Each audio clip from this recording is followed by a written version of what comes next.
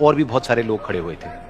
उसने दुकानदार को कई बार बुलाया, लेकिन वहां पर भीड़ इतनी थी कि दुकानदार का ध्यान उसकी तरफ गया ही नहीं।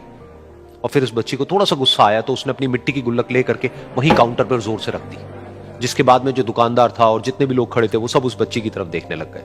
और फिर उस दुकानदार ने उस बच्ची से पूछा, बेटे आपको क्या चाहिए? तो वो बड़े ही भोलेपन से बोली कि मुझे एक चमत्कार चाहिए। ये सुनकर के दुकानदार को कुछ समझ नहीं आया, ना ही वहां पर जो लोग थे उनको कुछ समझ में आया, और सब उसकी तरफ देखने लग गए।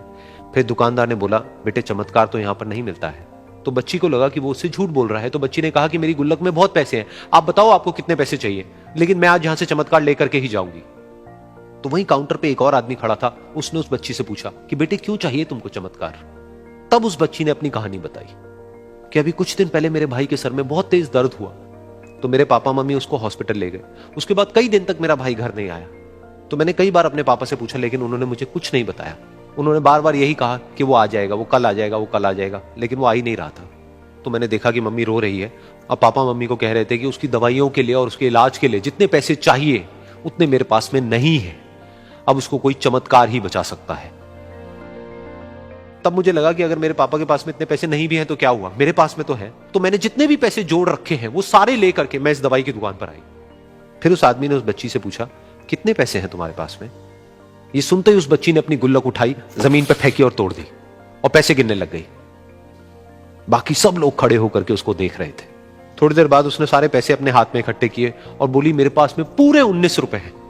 वो जो आदमी वहां पर खड़ा था वो थोड़ा सा मुस्कुराया और बोला कि अरे तुम्हारे पास में तो पूरे पैसे हैं, इतने का ही तो आता है चमत्कार। ये सुनकर के वो बच्ची बहुत खुश हो गई और बोली कि चलो मैं आपको अपने पापा से मिलवाती हूं। बाद में पता लगा कि वो आदमी कोई आम आदमी नहीं था, बल्कि एक बहुत बड़ा न्यूरोसर्जन था, और उसने सिर्फ 19 रुपए में उसके भाई की सर्जरी करी, और कुछ ही दिन बाद वो ठीक होकर के घर वापस आ गया। फिर कुछ दिन बाद वो बच्ची, उसका भाई, उसके पापा, उसकी मम्मी चारों एक साथ बैठे हुए थे और बात कर रहे थे। तो उसकी मम्मी ने उसके पापा से पूछा कि अब तो बता दो ये चमत्कार आपने किया कैसे? तो उन्होंने अपनी बेटी की तरफ देखा और बोले, ये चमत्कार मैंने नहीं, इसने किया है।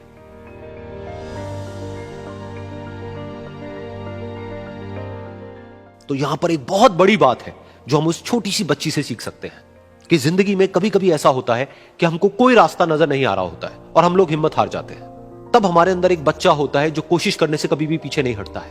वो हार मानने को तैयार नहीं होता है क्योंकि उसको ना शब्द समझ नहीं आता है। वो बच्चा जिसके लिए कुछ भी नामुमकिन नहीं है, क्योंकि वो हर हाल में कोशिश करता ही रहता है।